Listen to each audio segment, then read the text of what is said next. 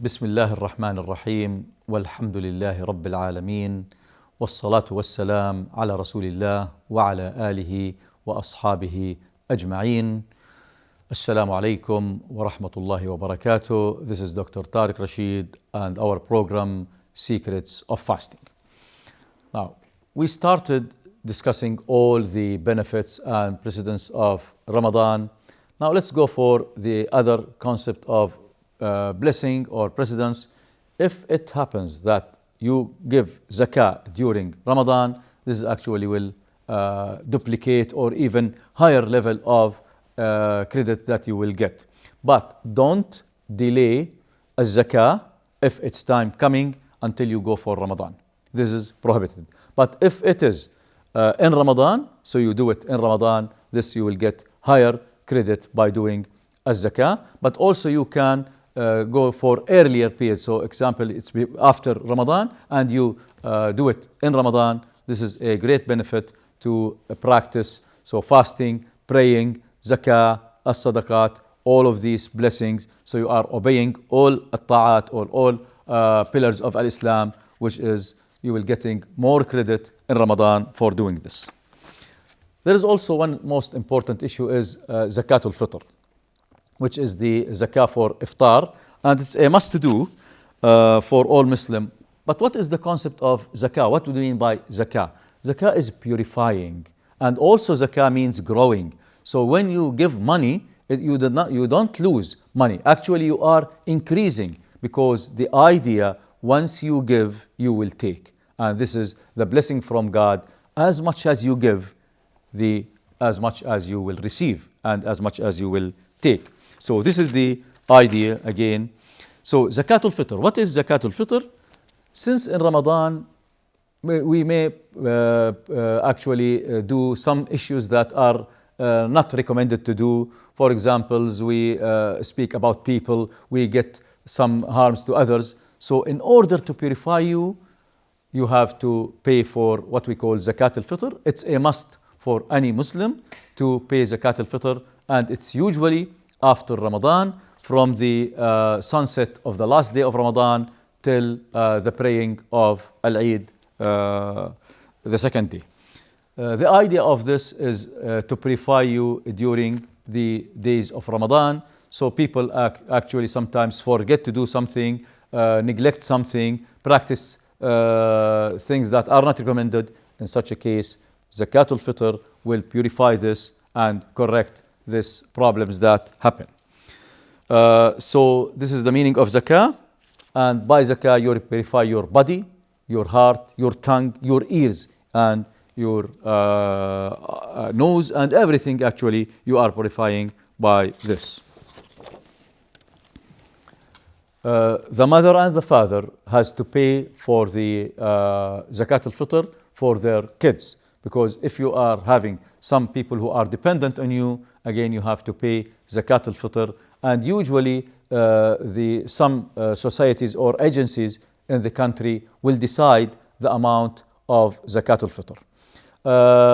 Previously they did it as wheat and some sort of giving fruit or agriculture or like this, but now because it's some sort of difficulty to do this, we go for paying for zakat al-fitr the amount required. So if you have kids that are dependent, we have to do and actually pay for this. قال عليه الصلاة والسلام فرض رسول الله صلى الله عليه وسلم زكاة الفطر. This is transferred by Ibn Abbas. فرض رسول الله صلى الله عليه وسلم زكاة الفطر طهرة للصائم. So it clarify and purify the people who are fasting. طهرة للصائم من اللغو والرفث وطعمة للمساكين. من أداها قبل الصلاة فهي زكاة مقبولة ومن أداها بعد الصلاة فهي صدقة من الصدقات. So it's highly recommended to do zakat al-fitr after the last day, since the sunset of the last day, and before the praying of Al-Eid. So if you do it, it's zakah, but if you do it after that, it's considered as صدقة. وإلى القرآن أعوذ بالله من الشيطان الرجيم قد أفلح من تزكى. So as if the Zakat al-Fitr, it's correction of mistakes that we do. And usually in any praying or in any pillar in Islam and any rukun, we have this type of correction. For example, in praying, if you forget some issue in the praying, you go for sujood al-sahu. And this is actually a correction. And in Ramadan, we go for Zakat al-Fitr for correction of issues that either we did not do or that we did not practice, or some mistakes that we did during Ramadan. So Zakat al-Fitr will clarify all of this. And as I mentioned, the authorities and the agencies, usually Wazarat al-Awqaf will decide the amount that we have to pay for Zakat al-Fitr. أعوذ بالله من الشيطان الرجيم بسم الله الرحمن الرحيم وما تقدموا لأنفسكم من خير تجدوه عند الله. This is in Al-Baqarah, ayah 110. Whatever you present to God, you will get back to you. And this is the concept of fasting and Ramadan. Give as much as you give, you will receive. Also in Al-Baqarah, ayah 195. أعوذ بالله من الشيطان الرجيم بسم الله الرحمن الرحيم وأحسنوا إن الله يحب المحسنين. So whenever you forgive, whenever you give, again, you actually appreciate this, and God loves the Muslim to be in this manner. أعوذ بالله من الشيطان الرجيم بسم الله الرحمن الرحيم يا أيها الذين آمنوا أنفقوا من طيبات ما كسبتم ومما أخرجنا لكم من الأرض ولا تيمموا الخبيث منه تنفقون ولستم بآخذيه إلا أن تغمضوا فيه واعلموا أن الله غني حميد. Again in Al-Baqarah, ayah 267 assures that you have to pay from what you have gained.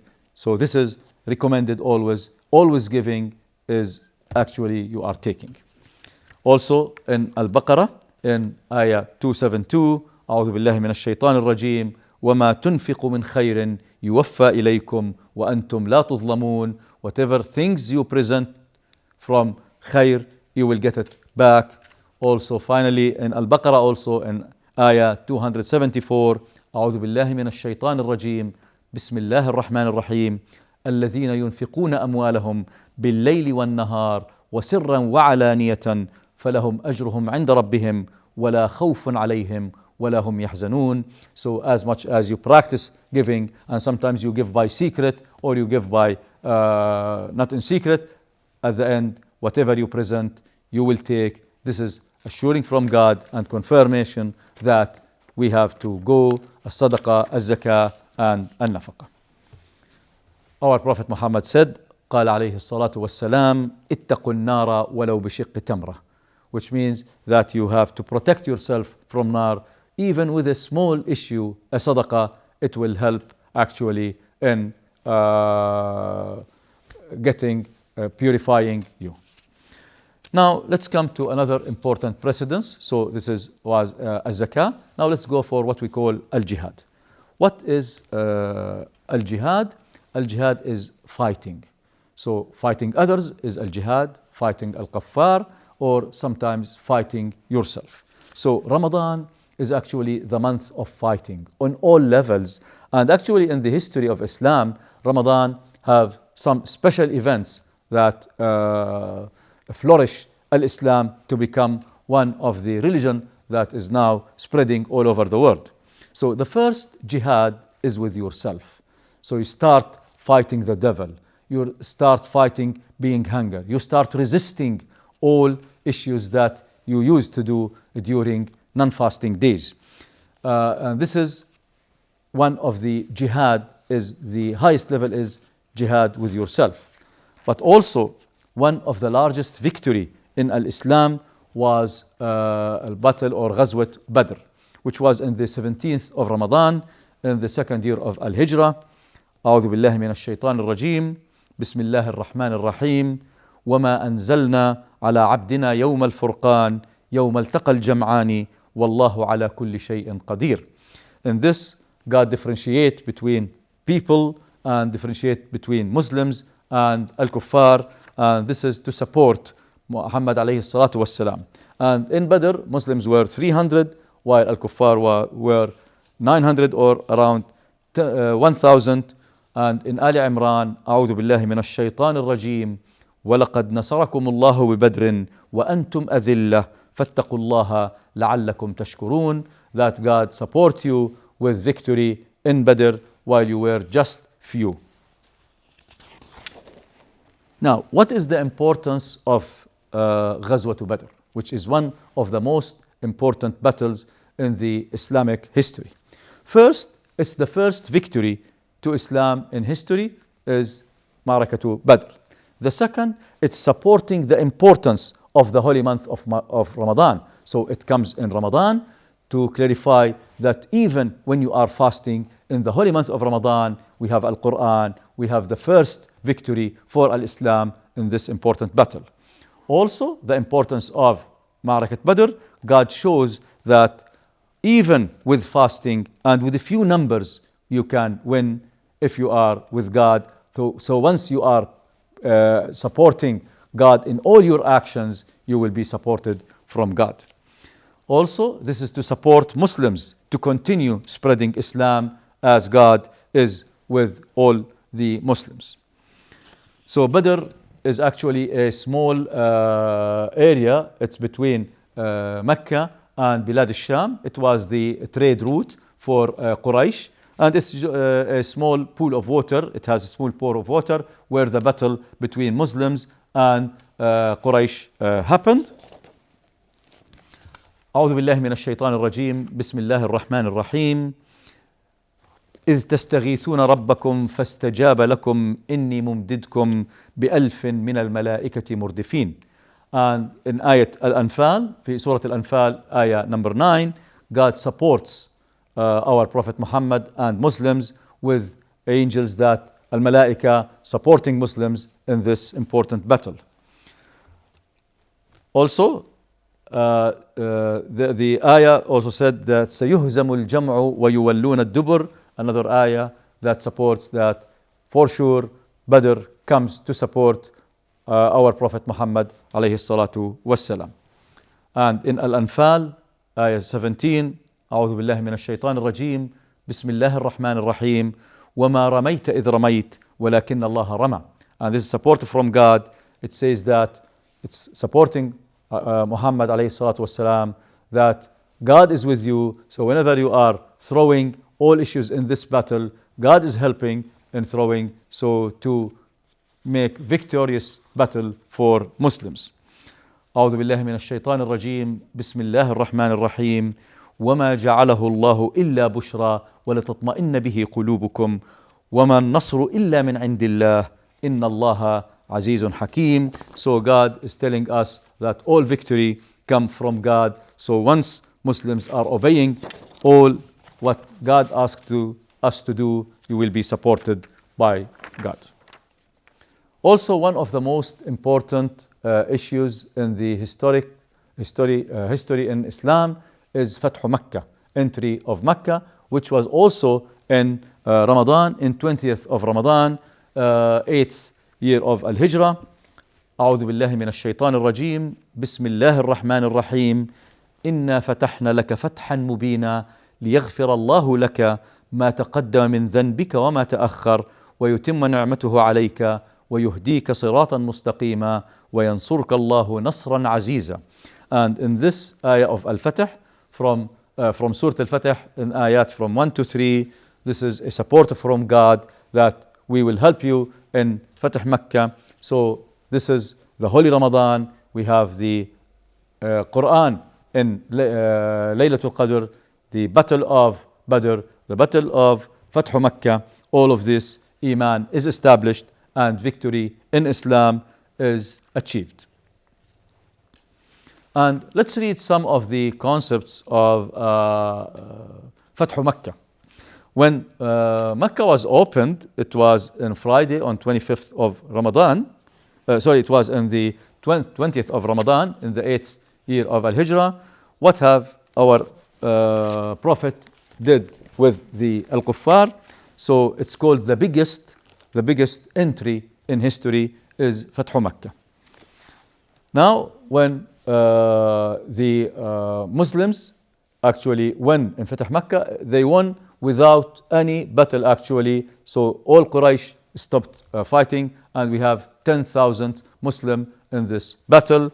And when our Prophet Muhammad met with people in Mecca and Quraysh, he said, "What do you think I will do with you?" They said, "You are a generous brother, and you are actually very generous with us." So he said, "اذهبوا فأنتم الطلقاء." So he shows how Islam is actually forgiving all others, and by this the whole concept of establishment of starting the spreading of Islam comes also in Ramadan. So the importance of this entry to Mecca, it's establishing in Islam in Mecca, where our Prophet Muhammad ﷺ was born, also giving the sign that Islam is a message for all nations and for all people. And our Prophet shows how Islam is a religion of tolerance and forgiving people by being forgive the people of Mecca of all the hurt and harms that they have done to our Prophet Muhammad alayhi salatu wassalam. And here is the announcement of Islam to all people in Mecca and all over the world. And by this, the starting of Islam is actually also in Ramadan. One of the most important also battles that were jihad, we are discussing now jihad and the importance of jihad in Ramadan, is Ain Jalut, the Battle of Ain Jalut, which was on Friday, 25th of Ramadan, 658 year al-Hijrah, between Qutuz, is the Muslim leader of this battle, with Holako, which was the leader of Al-Kuffar. Also, one of the others is what we call Fatih Amuria, which was in 233 al-Hijrah. So most of the battles in Islam where the winning was for Muslims comes in Ramadan. This is the blessing from God in this holy month to all Muslims. Wassalamu alaikum wa rahmatullahi wa barakatuh. This is our program, Secrets of Fasting, and this is Dr. Tareq Rasheed.